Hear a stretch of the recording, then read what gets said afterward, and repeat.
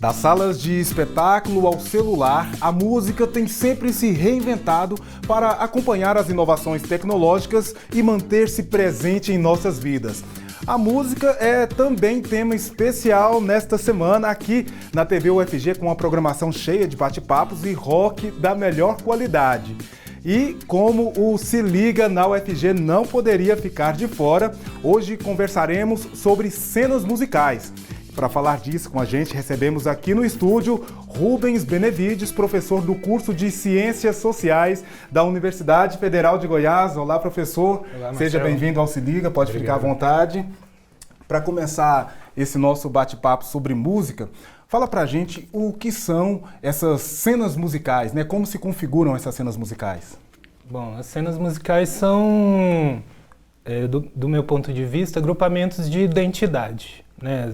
Os jovens se organizam e se reúnem a partir de estilos, né, tanto musicais quanto de outras formas, né, vestimenta, entre outros, e né, se reúnem, e como a música é uma constante, né, na vida da juventude e das pessoas em geral, né, a música faz um papel, né, super importante aí na construção dessas comunidades, dessas coletividades. Certo. Falando então em uma dessas cenas, né?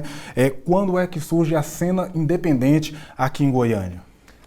A cena independente de Goiânia surge sim, como marco oficial em meados dos anos 90, 94, né? Que é o primeiro Goiânia Noise Festival. Esse é o marco inaugural da cena independente de Goiânia e talvez até brasileira, né? Porque o Goiânia Noise foi um dos primeiros festivais de música independente do país. Assim. Perfeito. Bom, professor, já a gente continua falando um pouco mais sobre isso. E olha só, o palco é o ápice da performance musical e é quando o artista se encontra com seu público. Por isso, hoje nós vamos conhecer o trabalho do Laboratório de Performance e Cognição Musical da Escola de Música e Artes Cênicas aqui da UFG.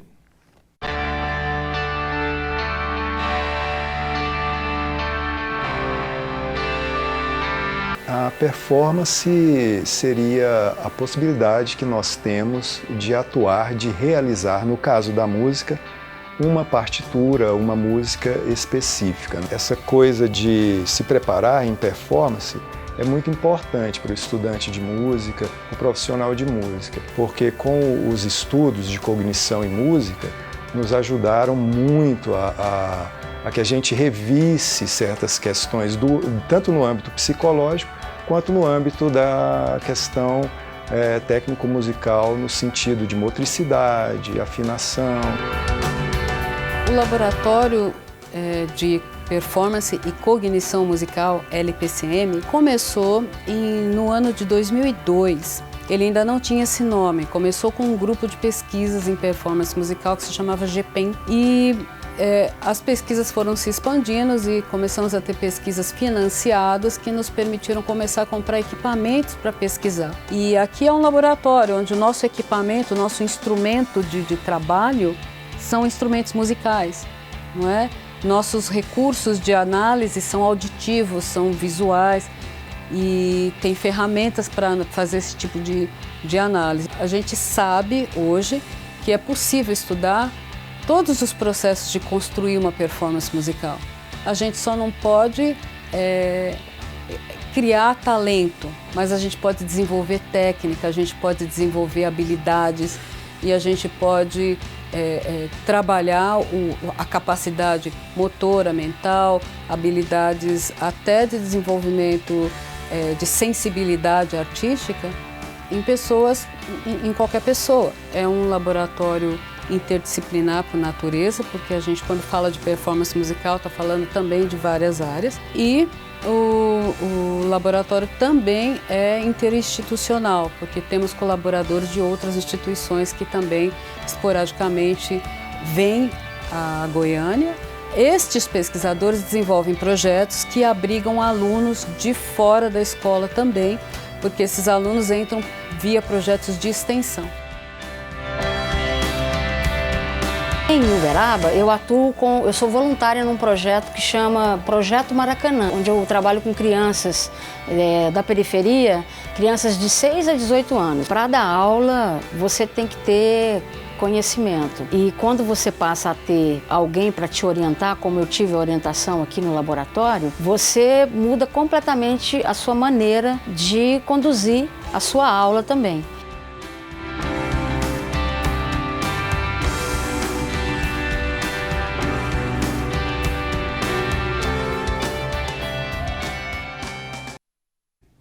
Muito bem.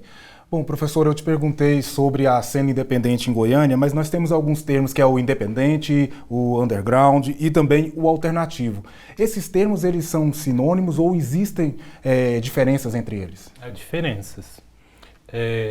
O independente se refere muito mais à forma de, digamos, comercialização e distribuição, né, da música.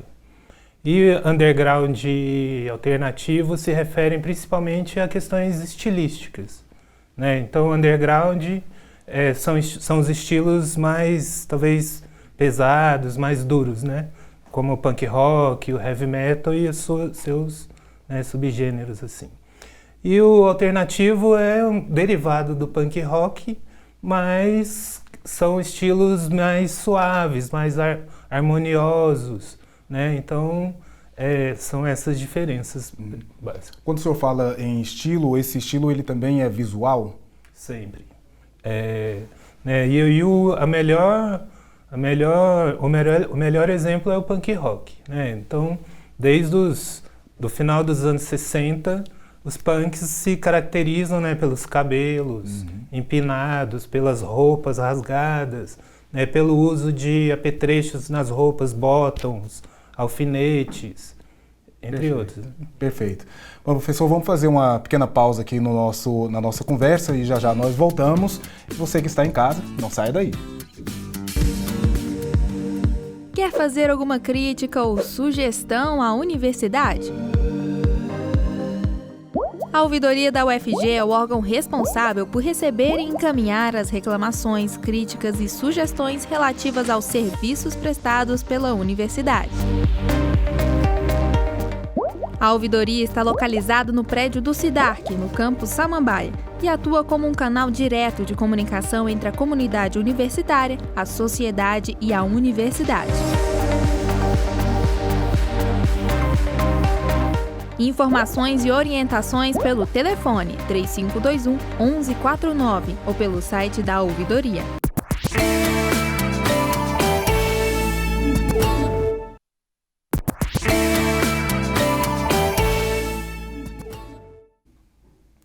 O Se Liga está de volta, hoje falando sobre cenas musicais. Bom, professor, no bloco anterior o senhor falou do Goiânia Noise como um dos primeiros festivais da cena alternativa que surgiu aqui em Goiânia, né? Talvez seja um dos primeiros do Brasil. Mas o que o senhor pode falar das cenas musicais do Brasil e do exterior que influenciaram os nossos músicos e produtores aqui em Goiânia? Sem dúvida, é a cena punk rock inglesa, né? Ela influenciou cenas independentes e alternativas no mundo inteiro. Então, você tem uma ideia, até os anos 90, até o início dos anos 90, as listas de melhores músicas da Inglaterra eram divididas entre independentes, por influência dos punks originais do início dos anos 70, né, e até aquele momento as bandas independentes. E as bandas mainstream, né, que eram as bandas ligadas às grandes gravadoras e daí em diante. E no Brasil via o punk paulista, né, que é a primeira expressão punk no Brasil, pelo menos assim a mais conhecida, que teve maior, né, visibilidade pública. Via punk paulista, o punk se difundiu pelo país inteiro, inclusive aqui em Goiânia. Então, assim, muitas das bandas originais do rock goiano são bandas que têm até histórias cômicas, assim. Por exemplo, um dos grupos em Goiânia, havia vários grupos de garotos, né, de jovens punks. Um desses grupos recebia fontes musicais, né, de um amigo deles que vivia no quartel, que era paulista, que vivia no quartel e quando ia a São Paulo trazia as fitas. Naquela época eram as fitas cassetes, né? Cassetes, e essas fitas circulavam através dos amigos, os amigos que serviam o exército, e circulavam entre os jovens, né? E essas fitas foram as fitas que fizeram parte da formação musical dessa galera que começou a tocar punk rock, né? Na cidade. Isso também influenciou o fato de a gente ter um grande número de canções em inglês aqui em Goiânia, nessa primeira fase, nesse início. Quando eu estou falando dessa história, eu estou falando lá dos anos 80, 85, 86. Né? Quando em 94, 95 surgem as primeiras expressões assim, mais potentes, né, do rock na cidade, como Goiânia Noise, nesse momento ainda não havia a música cantada em inglês, né? Algumas bandas cantavam, mas muitas outras também não cantavam. E o hábito né, o fato de muitas bandas passarem a cantar em inglês se deve ao fato de que a cena começa a ter visibilidade nacional, as bandas começam a ter visibilidade nacional, os festivais e internacional, né? Então a decisão de cantar em inglês tem muito mais a ver com o anseio e com a possibilidade aberta de, né, circular no país e fora do país, fazer shows, apresentações, do que uma opção estética, talvez, das bandas. Então elas passaram a cantar em inglês vendo a possibilidade de, né, se apresentarem fora do Brasil e até fazer uma carreira na música, né, internacional. Certo. Professor, eu queria que o senhor falasse também sobre a importância do faça você mesmo, que foi herdado do punk no início dessa cena. Isso é fundamental, assim, né, que é o valor fundamental né, da cultura punk. E isso, assim, é muito... Numa das entrevistas que eu fiz com um dos produtores do Goiânia Noise, em 2007, se não me engano, ele me dizia, olha, ele tem uma banda, olha, como eu não consigo fazer minha música tocar na rádio, eu não consigo tocar nos grandes festivais, eu não consigo gravar um disco, ele diz, nós resolvemos fazer o nosso disco, fazer o nosso festival, né? Isso é o do it yourself, né? O faça você mesmo, né? Assim, as pessoas resolveram realizar por conta própria, né? Reunindo os recursos disponíveis na cidade, né? E muita boa vontade também para realizarem as atividades, os shows, os discos, os festivais. Com as tecnologias digitais, isso fica muito mais evidente, muito mais forte. Eu queria que o senhor falasse. Sim, aí é a questão da indústria fonográfica, quer dizer, a indústria fonográfica lidou muito mal com o desenvolvimento das tecnologias digitais, né? Então ela confrontou as tecnologias digitais, tentando manter o formato físico do disco, né? Do CD naquele momento. E as novas bandas, e aqui em Goiânia isso é muito evidente, assim, elas começaram a explorar fortemente, né, as possibilidades abertas pelo digital, de distribuição e até de gravação e divulgação, né, do produto musical, do artefato musical. E, enfim, as gravadoras comerciais, as grandes gravadoras, vieram a entender isso muito recentemente, né, em 2014, mais ou menos, né, quando elas viram que o desenvolvimento, né, que o crescimento da distribuição e da venda de música em meio digital fez com que o CD praticamente se tornasse produto de colecionador, né? Perfeito. Professor, mais um breve intervalo aqui no nosso bate-papo. Daqui a pouco a gente volta a se falar e você continue com a gente. Você já foi ao planetário da UFG? Com um sistema de projeção hemisférico que reproduz a visão do céu e o movimento das estrelas, o planetário é um ambiente de imersão e aprendizado para escolas, cursos de graduação e pós-graduação. O planetário da UFG fica na Avenida Contorno, no centro, junto ao Parque Mutirama, e funciona de terça-feira a domingo. Agendamento de visitas e informações pelo telefone 3225-8085 ou pelo site do planetário.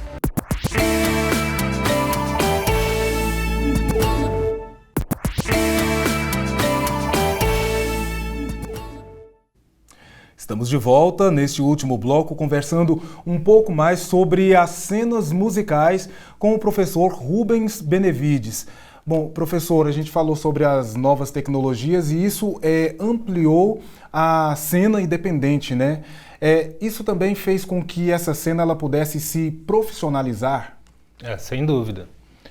As tecnologias digitais, ao permitirem uma ampliação do consumo, né, e da oferta, né, o crescimento das bandas em Goiânia, por exemplo, assim, é exponencial depois do surgimento e do crescimento dos festivais, né? E as bandas passaram a circular, a tocar em várias partes do mundo, fazerem bandas de Goiânia que fazem turnês nos Estados Unidos e na Europa frequentemente, anualmente.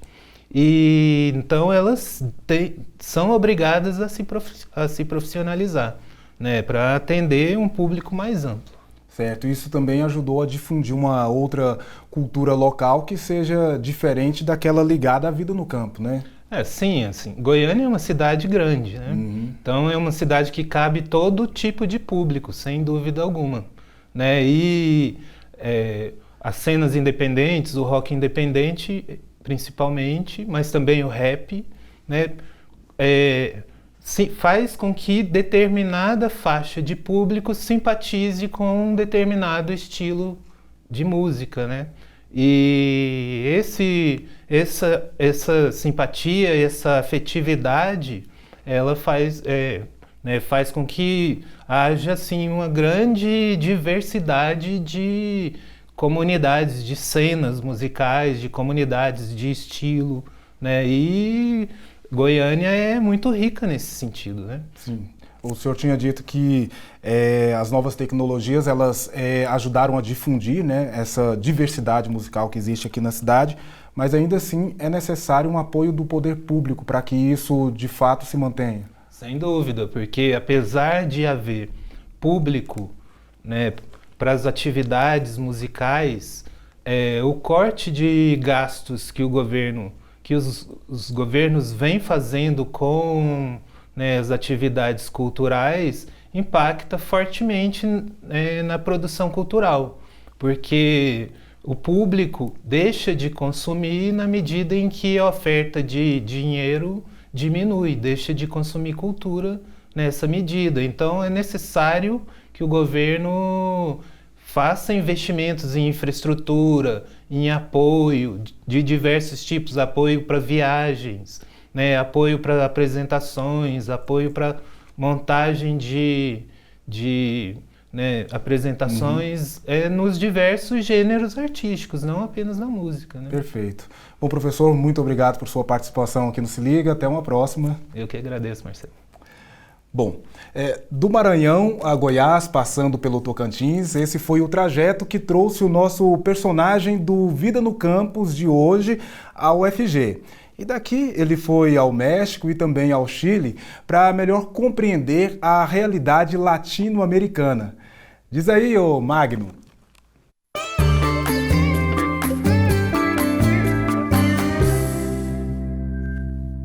Me chamo Magno Barbosa, atualmente sou estudante do programa de pós-graduação em Geografia na UFG.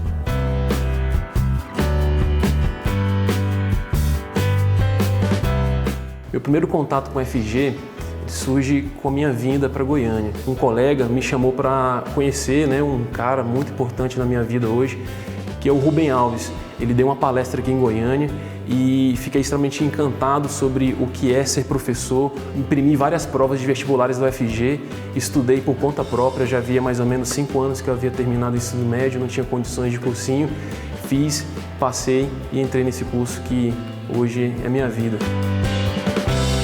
Após a inserção na UFG, eu passei por um momento financeiro muito difícil, porque inicialmente o curso ele era no matutino, tendo algumas matérias durante o período vespertino, e eu tive que abdicar do emprego que eu tinha até então.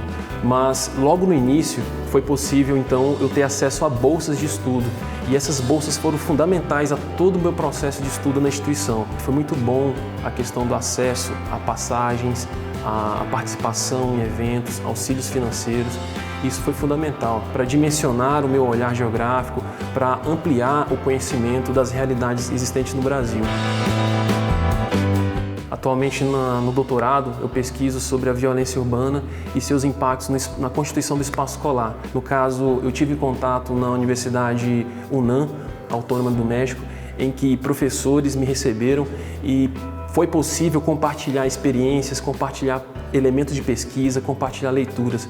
Enfim, eu voltei do México com uma gama de discussão interessante, com referenciais bibliográficos e com toda também uma rede de contatos. Isso me fez aprender que ser professor é um estado constante de um ativismo, e a realidade latino-americana ela tem grandes semelhanças, e essas semelhanças me ajudou bastante a entender os motivos de lutar, os motivos de também se integrar em uma concepção que extrapole os limites geográficos do meu país, da minha cidade, do meu estado. A geografia é uma ciência incrível, ela me ensinou a como estabelecer um olhar geográfico, perceber quais são as tramas sociais, quais são as tramas territoriais que existem por trás de cada fenômeno. Então toda essa vivência, todas essas localidades culturais, científicas, de extensão, que a UFG proporcionou, foi fundamental na constituição da pessoa que eu me tornei hoje, do profissional que eu me tornei hoje.